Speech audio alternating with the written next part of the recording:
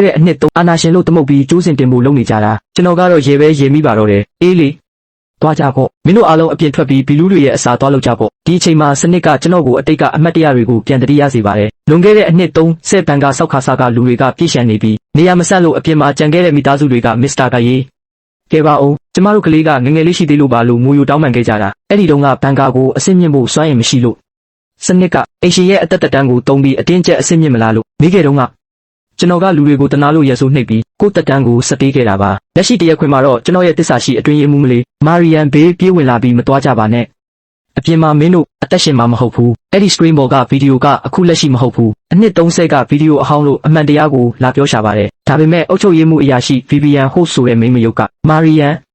မင်းက Elias ရဲ့ဖာတီမမို့လို့သူ့ဘက်ကလိုက်ပြောနေတာမလားလို့ဆွဆွဲပြီးမာရီယန်ကိုပါဖမ်းခိုင်းပါတော့တယ်မာရီယန်ကကလေယာကိုကလေယာမင်း Elias မင်းပေါ်ဘလောက်ကောင်းခဲ့လဲမေးသွားပြီလားလို့မေးတော့ကလေယာကအေးဆက်ဆက်နဲ့သူအမှန်တရားကိုဖုံးကွယ်ထားကြတဲ့ကသူကငါအဖေမဟုတ်တော့ဘူးတဲ့စိတ်ပြက်စရာကောင်းတဲ့ကလေယာကကဲမာရီယန်က Elias ကိုအပြစ်မရှိဘူးပြောနေတယ်ဆိုတော့အပြင်ကိုကင်းထောက်ဖွဲ့တစ်ဖွဲ့လွတ်လိုက်မယ်ကင်မရာနဲ့ဓာတ်ရိုက်လွှင့်ခိုင်းမယ်လို့အမိန့်ပေးလိုက်ပါတယ်တရက်ခွင်မှာ Vivian ကကျွန်တော်ကိုအပြစ်ဝင်ခံလိုက်စမ်းပါဒါဆိုမာရီယန်ကိုငါတို့တက်ညပေးမယ်လို့လာပြောပါတယ်ကျွန်တော်ကခန့်နေတဲ့ရေပြီး Vivian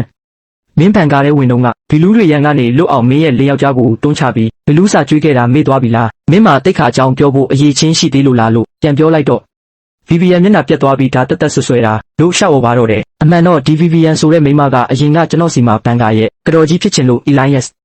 ကျမကိုဘာရတော့မှမပေးလေရပါတယ်ရှင်ပေးမှရှိခွင့်ပေးပါလို့လာမျိုးဆွဲဖူးတာပါကျွန်တော်ကသူ့ရဲ့လောဘကိုတီးလို့ညှင်းပယ်ခဲ့တာကိုသူကအညိုတေးထားနေတာပေါ့ကျွန်တော်ကပဲသူတို့ကိုမင်းတို့အားလုံးတေးလူတွေဖြစ်ကုန်တော့မယ်လို့တတိပေးတော့သူတို့ကကင်းထောက်ဖွဲ့စီက live အစီရင်ခံစားကိုစောင့်နေကြပါတယ်ကင်းထောက်ဖွဲ့ဟာဘန်ကာရဲ့ကြောက်တုံးတကားကြီးကိုဖျက်ပြီးအပြင်ဘက်မြေပြင်ပေါ်ကိုရောက်သွားပါပြီ live screen ပေါ်မှာပေါ်လာတာကတော့အားလုံးမျှော်လင့်ထားသလိုလှပတဲ့ကဘာကြီးမဟုတ်ပဲပျက်စီးယိုယွင်းနေတဲ့ကနာရဆူကြီးဖြစ်နေတာပါကင်းထောက်တွေတောင်လန့်သွားပြီးဘလို့ဖြစ်တာလဲဘာလို့ဒီလောက်ဖြက်စီးခံထားရတာလဲဗီဒီယိုထဲမှာလှလှလေးလေးဒါဆို Elias လိန်တာမဟုတ်ဘူးကောလို့ပြောကုန်ကြတယ်ဒါကိုမြင်တော့ Vivian ကချက်ချင်းစကားလမ်းကြောင်းလွှဲပြီးပျက်စီးနေတာပဲဒါပေမဲ့ဘီလူးတွေကောပြမှာလဲ Elias ကငါတို့ကိုဒီဘန်ကာထောင်ထဲမှာပိတ်လောင်ထားတာအပြင်မှာနေအောင်ကြီးရှိတယ်လေကောင်းလေတန့်ရှိတယ်လို့អော်ပြီးလူအုပ်ကိုထပ်ဆွပေးပါတယ်လူအုပ်ကြီးလည်းပြန်ယူသွတ်သွားပြီးကလေယာက Elias ကရေးနဲ့ Marian Bay ကိုလူသားမျိုးနွယ်ပေါ်ပြစ်မှုကျူးလွန်မှုနဲ့တေတန်းစီရင်တယ်သူတို့ကိုလှောင်အိမ်လဲနဲ့ပတ်ပြပြီးကိုမြက်ကြလို့အမိန့်ချလိုက်ပါတော့တယ်တစ်ဖက်မှာတော့ဘန်ကာတကားကြီးပွင့်သွားတာကိုမြင်လိုက်တဲ့မြေပြင်ပေါ်ကဘလူးကြီးသုံးကောင်ဟာစိတ်ချင်းဆက်သွယ်ပြီးစကားပြောနေကြပါတယ်ဟာလူသားတွေအပြင်ကိုအုပ်စုလိုက်ထွက်လာနေကြပြီဟဲ့အစားအစာတွေကသူတို့ဘာသာလာကျွေးကြတာပဲသူတို့ကြောက်လန့်လေအသားကပိုချိုလေးပဲအားလုံးထွက်လာတဲ့အထိစောင့်ပြီးမှတပြိုင်နက်တင်းကျုံစားကြတာပေါ့တဲ့ဒီအချိန်မှာဘန်ကာထဲကလူတွေကတော့ဘာမှမသိပဲအပြင်ကိုပျော်ရွှင်စွာထွက်လာကြပါတယ်ကင်းထောက်အဖွဲ့ခေါင်းဆောင်ဆူရီနာကလည်းစိမ့်ဆိုတဲ့ OA စစ်တောအုပ်ကြီးနဲ့ရေကန်ကြီးကိုတွေ့သွားပြီးဒီနေရာကငါတို့အခြေချဖို့အကောင်းဆုံးနေရာပဲလို့ကလေယာစီကိုသတင်းပို့ပါတယ်ဘန်ကာထဲမှာတော့ကျွန်တော်ရဲ့အသက်ကြီးလာပြီဖြစ်တဲ့မိဘနှစ်ပါးကိုပါဒီကျေးဇူးကမ်းတဲ့လူအုပ်ကြီးကဖန်ဆီးပြီးဒူးထောက်ခိုင်းထားပါတယ်ကျွန်တော်အဖေနဲ့အမေကကလေယာကိုတမီးကလေယာလေးမိသားစုကတမီးကိုကျွေးမွေးပြုစုခဲ့တာကိုထောက်ထားပြီး Elias ကိုလွှတ်ပေးပါအောင်လို့ငိုယိုတောင်းပန်ရှာတယ်ဒါပေမဲ့တွေးအေးလာတဲ့ကလေယာကဥပဒေပဲသူတို့ကိုပါဖမ်းချုပ်ထားလိုက်လို့ရဲဆက်ဆက်အမိန့်ပေးခဲ့ပါတယ်ဒါတင်မကသေးပါဘူးအရင်ကကျွန်တော်ရဲ့ရဲဘော်ရဲဘက်ဟောင်းတွေရဲ့တမီးမစ္စဘဲနက်ကလည်းသူ့အဖေတေတာကျွန်တော်ကြောင့်ဆိုပြီးလူအုပ်ကိုစွာကကျွန်တော်ကိုခဲတွေနဲ့ဝိုင်းထုခိုင်းပါသေးတယ်သူတို့အားလုံးကိုကွပ်မျက်ဖို့တရားရင်ပြင်ကိုပြန်ခေါ်လာကြပါပြီတစ်ဖက်မှာတော့ဘာမှမသိတဲ့တစ္ဆာဖောက်ကင်းထောက်ကောင်းဆောင်မမစလီနာတယောက်ရေကန်ဘေးမှာရက်ပြီးတာရနေတော့နောက်ကရဲဘော်တယောက်ကမေစလီနာဘန်ကာပိတ်တုံးကမမကငယ်သေးတော့ရေကန်တခါမှမမြင်ဘူးမလားလာလေရေစင်းကူးရအောင်လို့လှမ်းခေါ်လိုက်တဲ့အချိန်မှာပဲတရားရင်ပြင်မှာတော့လူတွေက Elias ကိုအမြန်ဆုံးအပြစ်ပေးဖို့အော်ဟစ်နေကြပါတယ် Elias ကလေးကဘန်ကာဆောက်ပေးခဲ့ရင်လည်းဥပဒေချိုးဖောက်တာပဲအချိန်ဖြုံးမနေနဲ့တော့အပြစ်ပေးလိုက်တော့ဆိုပြီးလူအုပ်ကြီးကတယောက်တစ်ပေါက်အော်နေကြတာပါကလေယာကလူလူဆန္ဒခံယူပွဲလုပ်မယ်ပြုတော့အုတ်ချုပ်ရေးဖွဲ့တဲ့က Iris ဆိုတဲ့မိမကရှာရှိပြီးအကြံတစ်ခုပေးလာပါတယ် Elias ကအာနာမက်လို့ငါတို့ကိုဘန်ကာထဲပိတ်လောင်ထားတာမလားဒါဆိုသူတိတ်ချစ်တဲ့ဒီဘန်ကာထဲမှာပဲသူ့ကိုတယောက်ထဲထားခဲ့လိုက်ငါတို့အားလုံးအပြင်ထွက်ပြီးတာနဲ့ဘန်ကာတကားဝကိုဘုံခွဲဖျက်ဆီးပစ်လိုက်မယ်ဒီမောင်မဲနေတဲ့မြေအောက်ထဲမှာပဲသူတစ်သက်လုံးပုတ်တိုးသွားပါစေတဲ့ကြည်စမ်းစိတ်ပုတ်လိုက်ကြတာကျေးဇူးကမ်းတဲ့လူအုပ်ကြီးကလည်းဒီအကြံကိုထောက်ခံကြပြီးကလေယာက Elias ကရေးကိုဘန်ကာထဲမှာပဲတစ်သက်လုံးပိတ်လောင်ထားဖို့စီရင်ချက်ချတယ်လို့အမိန့်ပေးလိုက်ပါတယ်ပြီးတော့ Vivian ကလူတွေအားလုံးအပြင်ရောက်ပြီဆိုတာနဲ့အဆောင်တွေဘန်ကာဝင်ပေါက်ကိုဘုံခွဲပစ်ကြတော့လို့အမိန့်ပေးပြီးတကားကြီးကိုဖြိုချလိုက်ပါတော့တယ်ဂျိန်းဆိုတဲ့အတန်ကြီးနဲ့အတူသူတို့ကိုအနှစ်30လုံးအသက်ပေးကကဲခဲ့တဲ့ဘန်ကာကြီးကိုသူတို့လက်နဲ့တင်ဖျက်ဆီးပြီးပျော်မြူးနေကြတာတကယ်ကိုရင်နာစရာပါပဲသူတို့အပြင်ရောက်ပြီးမကြခင်ပါပဲကောင်းကင်ကြီးမှောင်မဲလာပြီးတဲထန်တဲ့တဲမုန်တိုင်းကြီးတိုက်ခတ်လာပါတယ်ဘန်ကာထဲမှာပဲကြီးပြင်းလာတဲ့လူငယ်တွေကဒါဘာကြီးလဲ နောက်ထပ်ကပ်ပေးတစ်ခုလားဆိုပြီးလမ်းဖြန့်ကုန်ကြတာပေါ့ဒါကိုအသက်ကြီးတဲ့လူတွေကမကြောက်ပါနဲ့မိုးရွာတော့မှမို့လို့ပါမင်းတို့ကအပြင်ကတဘာဝတရားကိုမမြင်ဘူးလို့ဆိုပြီးနှစ်သိမ့်ရပါတယ်တစ်ဖက်မှာတော့လူတွေအပြင်ထွက်လာပြီးဘန်ကာတကားပါဘုံခွဲလိုက်တာကိုမြင်တဲ့ဘီလူကြီး၃ကောင်ကတော့ခွတ်ထိုးခွက်လန့်ရင်နေကြပါပြီဟာဟာဒီကောင်တွေတကားကိုပါသူတို့ဘာသာဖြိုလိုက်ပြီးဟေ့ငါတို့မြေအောက်ဆင်းပြီးပျော်ပွဲစားလို့ရပြီဒါပေမဲ့အုပ်စုကောင်းဆောင်ဘလူးကြီးဂရင်းဟိုက်ကမလောနဲ့အောင်မြို့ပြက်ထဲမှာအဆောက်အဦတွေများတော့သူတို့ပုံရလွယ်တယ်ငါနယ်မြေဖြစ်တဲ့ကွင်းပြင်ကျဲကြီးတဲ့ရောက်မှဝိုင်းဖမ်းပြီးအရသာရှိစားကြတာပေါ့လို့ကောက်ချစ်စွာစီစဉ်နေပါတယ်အဲ့ဒီအချိန်မှာဘန်ကာထဲမှာပိတ်မိနေတဲ့ကျွန်တော်ကတော့စိတ်မပြတ်သေးပါဘူးအဖေနဲ့အမေမစိုးရင်ကြပါနဲ့ကျွန်တော်ဒီတန်ကြိုးတွေကိုရုံထွက်နိုင်အောင်ကြိုးစားမယ်အဓိကထိန်းချုပ်ရေးအခန်းထဲပြန်ရောက်တာနဲ့စနစ်ကိုတုံးပြီးဘန်ကာကိုပြန်ထိန်းချုပ်လို့ရတယ်လို့မိဘတွေကိုအားပေးနေရပါတယ်မာရီယန်ကလည်းကလေယာဘာလို့ဒီလောက်အထိမျက်စိကမ်းပြီးနှလုံးသားမရှိရတာလဲလို့ရင်နာနာနဲ့ရေရွတ်နေရှာပါတယ်အပြင်မှာတော့ကလေယာတယောက်လမ်းလျှောက်ရင်းခြေကျလဲသွားလို့အဖေနားတယ်လို့ရောင်ရမ်းပြီးအော်မိပါသေးတယ်ငငယ်ကတူနာကျင်တိုင်းကျွန်တော်ကပဲမငိုနဲ့သမီးအဖေရှိတယ်လို့အမြဲချော့ခဲ့တာကိုတတိယသွားတာပါဒါပေမဲ့အခုတော့သူ့ဘေးမှာဗီဗီယန်ကအချိန်မဖြုံးနဲ့စစ်သားတယောက်ကိုချိခိုင်းပြီးဆက်လျှောက်လို့အေးဆက်ဆက်ပြောနေတာပေါ့ပြီးတော့မိုးရွာလာတဲ့အခါလူတွေက Elias အယုတ်တမကြောင့်ဒီလိုမိုးရေဆက်တွေကိုအကြာကြီးမတွေ့ခဲ့ရတာလို့ကျွန်တော်ကိုပဲဆက်ဆဲနေကြတော့မှဒါပေမဲ့သူတို့မသိတာကအပြင်ဘက်မှာကျွန်တော်ရဲ့ရဲဘော်ဟောင်းဒန်နီယယ်ဘဲနက်ကယ်တင်ခဲ့တဲ့မြေပေါ်ကအသက်ရှင်ကျန်ရစ်သူအဖွဲ့အစည်းကြီးရှိနေတာပါသူတို့ကကင်းထောက်အစီရင်ခံစာကိုကြည့်ပြီးဒီလူတွေယူတွေပဲမစ္စတာဂရေးကိုတစ္ဆာဖောက်ပြီးဘန်ကာတကားကိုပိတ်ခဲ့ကြတယ်ပေါ့လေသူတို့ဘီလူတွေနဲ့တိုးချင်ရင်တိုးပါစ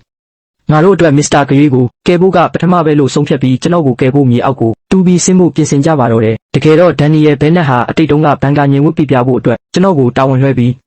းသူကိုယ်တိုင်ပဲမြေပေါ်ကလူတွေကိုကယ်ဖို့ထွက်ခွာသွားခဲ့တာပါသူကသမီးဖြစ်သူအိုင်ရစ်စိတ်မကောင်းဖြစ်မှဆွဲလို့ငါ့ကိုယောဂနဲ့တည်သွားပြီလို့ပဲအိုင်ရစ်ကိုပြောလိုက်ပါလို့မှားခဲ့တာကိုအိုင်ရစ်ကအခုတော့ကျွန်တော်တက်တယ်ဆိုပြီးလာကလက်စားချနေတာတကယ်ကိုဝစ်လည်နေတာပဲဗျာတစ်ဖက်မှာတော့အခြေချဖို့သွားနေတဲ့ကင်းထောက်ကောင်းဆောင်စရီနာတို့အဖွဲ့ဟာတောအုပ်ထဲမှာအကြီးကြီးဖြစ်တဲ့ဘီလူးချီယာတွေကိုစတွေ့ပါတော့တယ်နောက်ပြီးကောင်းကင်ကြီးတစ်ခွင်လုံးတုံဟဲသွားစေမဲ့ဘီလူးဟောက်တန်ကြီးကိုပါကြားလိုက်ရလို့ကင်းထောက်တွေတွေးပြက်ကုန်ကြပါတယ်စရီနာကချက်ချင်းပဲ VBNC ကိုဆက်သွယ်ပြီးသတင်းပို့တာပေါ့ဒါပေမဲ့အာနာယူနေတဲ့ VBN ကအမှန်တရားပေါက်ကြားသွားရင်သူတို့ရဲ့တော်လန်ရေးကြီးပျက်စီးပြီးအာနာလက်လွတ်ဖြစ်မှာစိုးရိမ်လို့ခြေရာတွေကတားရဲတိရစ္ဆာန်ခြေရာတွေနေမှာပါအပြင်မှာလူမနေတာ30ရှိပြီဆိုတော့တားရဲတွေကကြီးထွားနေတာတဘာဝပဲလန်ခီကိုမနှောက်နေစေနဲ့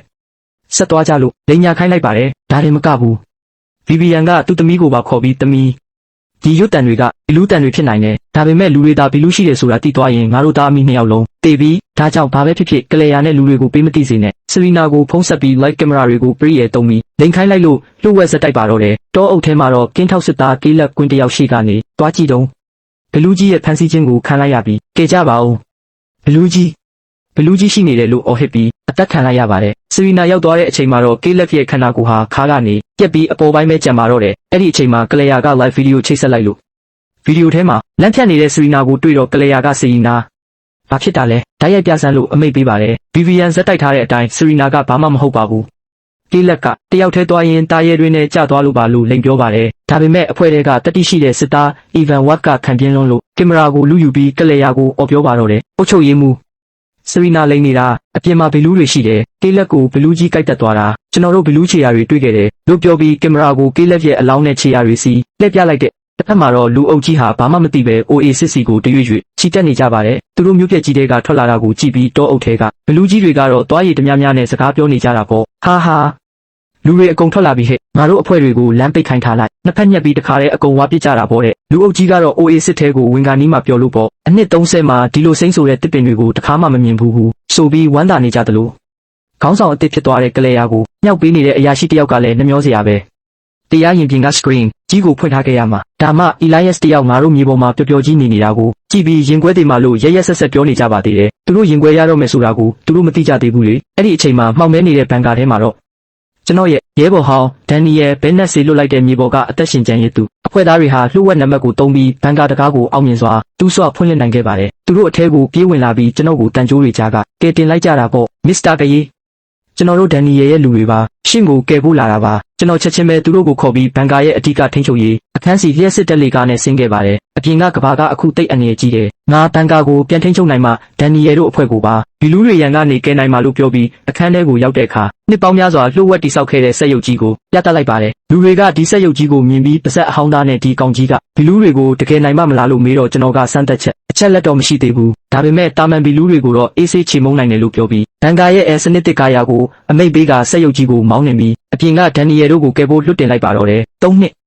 တလွတ်တင်လိုက်ပြီးတစ်ဖက်မှာတော့ဒန်နီယယ်ဘဲနက်တို့ဖွဲ့ဟာ OA စစ်အနီးမှာဘီလူးအုပ်စုရဲ့ဝိုင်းမော်ခြင်းကိုခံနေရပါတယ်ဘီလူးတွေကပိုပြီးညံကောင်းလာပြီးငါတို့လာမှာကိုကြိုးစောင့်နေကြတာလို့ဒန်နီယယ်ကပြောပြီးရဲရဲဝံ့ဝံ့ခုခံနေပါတယ်အဆောက်အဦတွေပေါ်ကနေတန်ချက်ကဖောက်ကြီးစံတွေနဲ့ဘီလူးတွေရဲ့အစ်စ်တွေကိုဝိုင်းပစ်ပေမဲ့ဘီလူးတွေကအများကြီးမို့လို့ဒန်နီယယ်တို့အထိနာပြီးပိတ်မိနေတဲ့အချိန်မှာပဲကောင်းကင်ကြီးတုန်လှဲသွားပြီးကျွန်တော်မောင်းနေလာတဲ့ Walker Mark တစ်ဆက်ရုပ်ကြီးရောက်ရှိလာပါတော့တယ်ဒန်နီယယ်က Elias မင်းသားကြီးကိုဘယ်တော့မှလှုပ်လိုက်တာလဲလို့တအော်တကြီးမေးတော့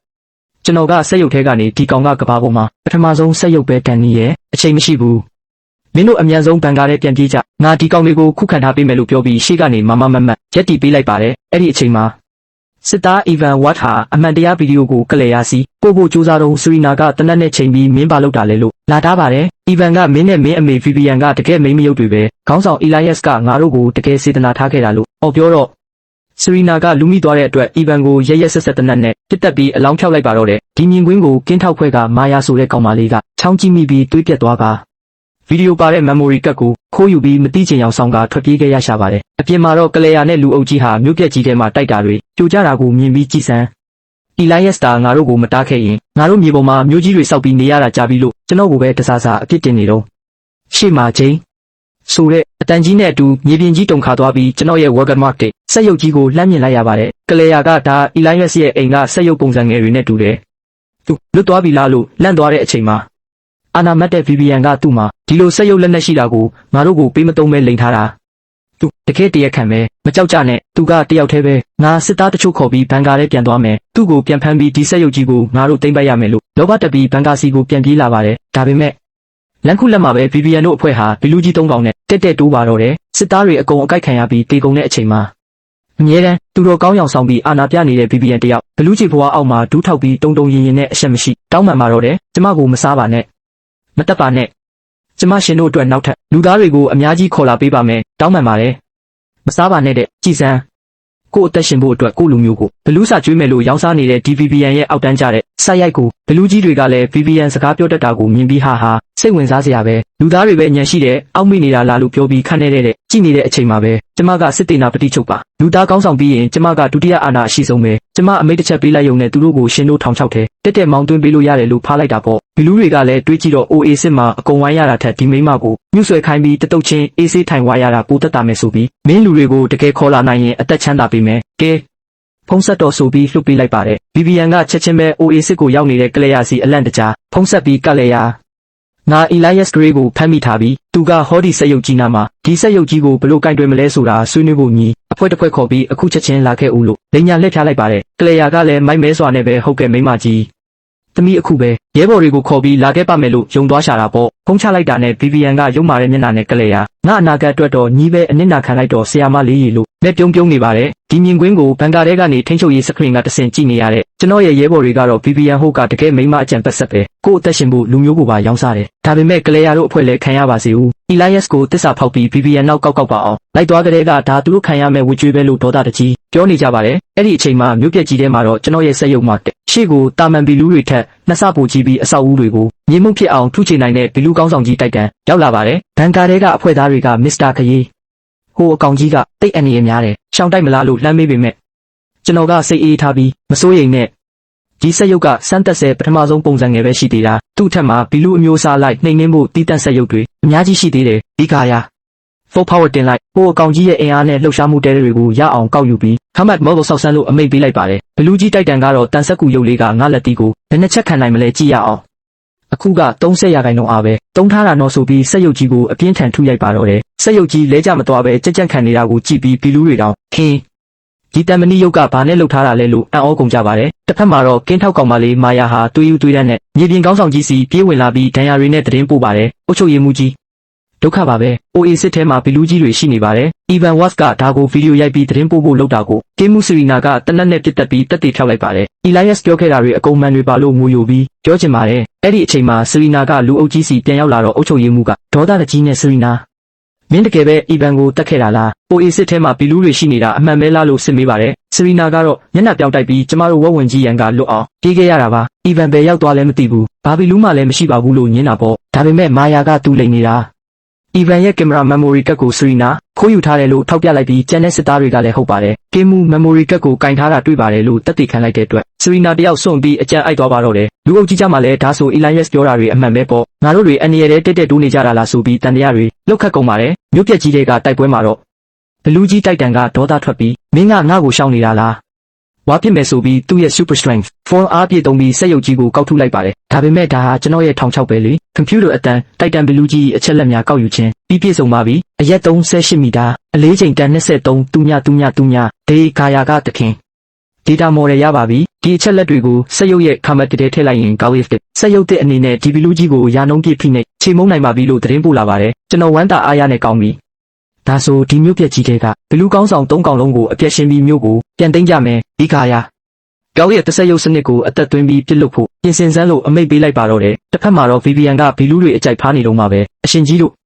့ကျမတို့လူသားတွေကြားထဲမှာတော့စုစည်းမှုကအထူးကပဲ Elias ဘလောက်တော်တော်လူထုအုံကြွမှုကိုမတားနိုင်ပါဘူး OA6 ကိုတွားတဲ့လူတွေကရှင်တို့စပွဲပေါ်ကဟင်းလျာတွေဖြစ်နေပါပြီကျမ Elias ကိုပါရှင်တို့စီအရောက်ဖမ်းခေါ်ခဲ့ပါမယ်လို့ကုန်းချောနေတော့တောအုပ်ထဲကနေအစိမ်းရောင်ဘီလူးအုပ်စုကြီးကစီကမ်းမရှိပဲ OA6 ထဲကလူအုပ်ကြီးစီကိုတွားရည်တများနဲ့စောစီးစွာစတင်ချီတက်လာပါတော့တယ်တစ်ဖက်မှာတော့အမှန်တရားဗီဒီယိုပါတဲ့ memory ကတ်ကိုကတ်လျာတို့အဖွဲ့ကဖွင့်ကြည့်ပြီးတွေးပြက်ကုန်ကြပါတယ်ဘီလူးတွေတကယ်ရှိတာပဲ Elias Gray ကငါတို့ကိုလိန်ခဲ့တာမဟုတ်ဘူးဆိုပြီးလူအုပ်ကြီးက Serena ကိုဝိုင်းအော်ပြီးရှင်းလင်းချက်တောင်းနေကြတာပေါ့ဒါပေမဲ့ဒီအခြေအနေကိုလှည့်စားဖို့အတွက် VVN ဟုတ်ဟာပို့ပြီးရုံမာတဲ့အကြံစီတစ်ခုကိုဘီလူးကောင်းဆောင် 3i နဲ့ပူးပေါင်းပြီးအကောင့်ထဲပေါ်လိုက်ပါတယ် VVN ကဘီလူးတွေကိုအကြံပေးတာကအရှင်ကြီးတို့ဒီလူတွေကိုတခါတည်းအကုန်ဝါပစ်လိုက်ရင်တနက်စာပဲဝါမှာပေါ့အဲ့ဒီလိုလုံးမဲ့အစားလူတွေကိုတရိတ်ဆန်တွေလိုခြံခတ်ပြီးဝင်းမြူထားလိုက်ပါလားဒီလူတွေကတောင်းတဲ့ချီရှိတော့နောက်နှစ်အနည်းငယ်အတွင်းအများကြီးကွာလာလိမ့်မယ်အဲ့ဒီခါကျရင်ရှင်တို့အတွက်ဘလူးစာအမြဲမပြတ်ရနေမှာပေါ့တဲ့ကြည်စမ်းမိမယုတ် VVN ကကိုသက်ရှင်ဖို့ပြင်အာနာပါပြန်လိုချင်လို့ကိုလူမျိုးကိုဘီလူးတွေရဲ့နွားနိုးညှစ်တယ်လို့ကြက်မွေးတယ်လို့မွေးမြူဖို့တစ္ဆာဖောက်အကြံပေးလိုက်တာပါဘလူးကြီးတွေတောင်လူသားတွေကတကယ်ကိုကောက်ချစ်ပြီးရက်ဆက်တာပဲမင်းကကိုလူမျိုးကိုတောင်ပြန်ကြံစီရက်တယ်လို့ချီးမွမ်းတဲ့အထိပါပဲလူအုပ်ကြီးတောင်းကျမ်းတော့မဲ့အချိန်မှာပဲကောင်းကင်ကြီးတုန်ခါသွားပြီးဘလူးကြီး 3i ရဲ့ပခုံးပေါ်မှာမတ်တက်ရက်လျက်သားနဲ့ VVN တယောက်ပေါ်လာပါတော့တယ်လူတွေကဟင်းမိမကြီး VVN ကဘီလူးတွေနဲ့အတူတူပါလားလို့လမ်းဖြန့်ကုန်တဲ့အချိန်မှာ VVN ကဟောပြောပွဲဆလိုက်ပါတယ်မိဘပြည်သူတို့မကြောက်ကြပါနဲ့ဒီဘလူးကြီးတွေကငါတို့ရန်သူတွေမဟုတ်ပါဘူးသူတို့ကတဘာဝတရားကဆေးလွတ်လိုက်တဲ့ကောင်းကင်တမန်တွေငါတို့ရဲ့တငယ်ချင်းတွေပါတယ်လွန်ခဲ့တဲ့အနှစ်30ကပျက်စီးခြင်းကဘာဖြစ်ခဲ့တာကအဲ့ဒီတုန်းကဘီလူးတွေကမွေးကင်းစကလေးတွေမို့လို့အမှားမှန်မသိလို့ပါအခုတော့သူတို့ဉာဏ်ပညာကြီးရင်လာပြီတကယ်လို့သူတို့ကလူဆိုးတွေဆိုရင်အခုညီတို့ကိုဘာလို့မစားသေးတာလဲ Elias Gray ကသာငါတို့ကိုဘန်ကာထဲမှာပိတ်လောင်ထားပြီးဘီလူးတွေစီကအကျိုးမြတ်တွေကိုတယောက်တည်းဝါချင်လို့လိန်ညာခဲ့တာလို့အစိတ်ခတ်လိုက်ပါတယ်ဒီထက်ဆိုးတာကတက်တေရှိတယ်လို့ပြောတဲ့ကောင်မလေးမာယာကိုပါ VVN ကမျက်လုံးချင်းတက်တက်စိုက်ကြည့်ပြီးမာယာညီတေချာစဉ်းစားနော် OA စစ်ထဲမှာအန်ရီတွေများတော့ညီမျက်စိမာရာနေမှာပါလို့ချင်းချောက်လိုက်တဲ့အခါမာယာခမညာကြောက်လန့်တကြားနဲ့ဟုတ်ကဲ့ပါ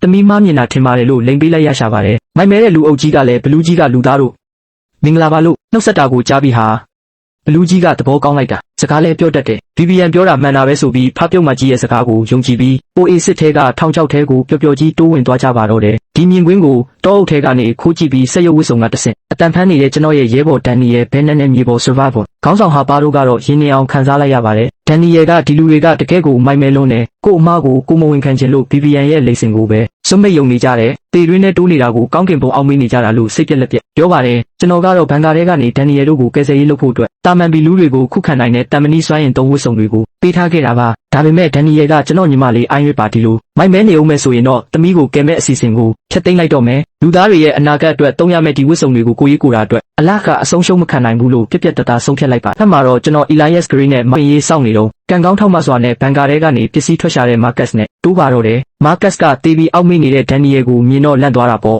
Daniel ကအခြေအနေအရရက်ကိုရှင်းပြပြီး VVN ရဲ့ကောက်ချစ်ပုံလူတွေကိုဘလူးစာကျွေးဖို့ကြံစီနေတဲ့တက်တဲ့ဗီဒီယိုဖိုင်ကို Marcus ကိုပြလိုက်ပါတယ်ဗီဒီယိုထဲမှာ VVN ကဘီလူးတွေကိုကျမကိုမစားပါနဲ့ရှင်တို့အတွက်လူသားတွေကိုတိုးတွေနွားတွေလိုခြံခတ်ပြီးအမြဲမပြတ်ကျွေးပါမယ်လို့တောင်းပန်နေတာကို Marcus မြင်သွားတဲ့အခါတောက်ဒီမိမယုတ်ကတကယ်ကိုတရိတ်ဆန်ထက်ရုပ်မာတာပဲငါတို့ Elias အပေါ်မှာတကယ်ကိုမှားခဲ့ကြတာပဲဆိုပြီးနောင်တရသွားပါတယ် Daniel က Marcus မနှောင်းသေးပါဘူးဒီဗီဒီယိုကိုစကန်ထဲယူသွားပြီးကလေယာနဲ့အိုင်ရီတို့ကိုပြလိုက်အမှန်တရားကိုအမြန်ဆုံးဖွင့်ချပါလို့ဆိုပြီး Marcus ကိုလွတ်လိုက်ပါတယ်စကန်ထဲမှာတော့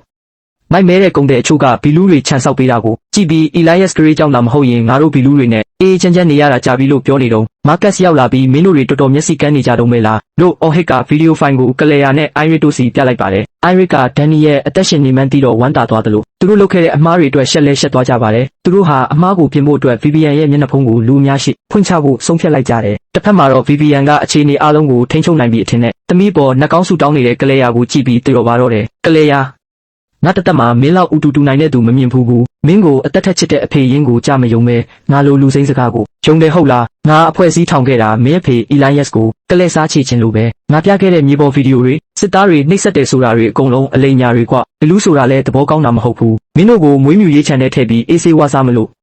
အဲ့ဒါလဲငါအကြံပဲလို့ပြောပြီးကလဲယာကိုတက်ပစ်ဖို့တမိဖြစ်သူစီရီနာကိုအမိန့်ပေးလိုက်ပါတယ်အဲ့ဒီအချိန်မှာပဲမာကတ်စ်တို့အဖွဲ့တနက်တွေနဲ့ဝင်လုံးပြီးကလဲယာကိုကယ်တင်လိုက်ပါတယ်ကလဲယာလည်းမျက်ရည်ဆက်လက်နဲ့အဖေဖြစ်သူရဲ့အုပ်ချုပ်ရေးမှူးတစိမ့်တုံးကိုတုံးပြီးကောင်းကင်ယံကပရိုဂျက်တာစခရင်ကြီးပေါ်မှာ Vivian ရဲ့အောက်တန်းကျတဲ့ဗီဒီယိုဖိုင်ကိုဖွင့်ချလိုက်ပါတော့တယ်လူအုပ်ကြီးကဗီဒီယိုကိုမြင်ပြီး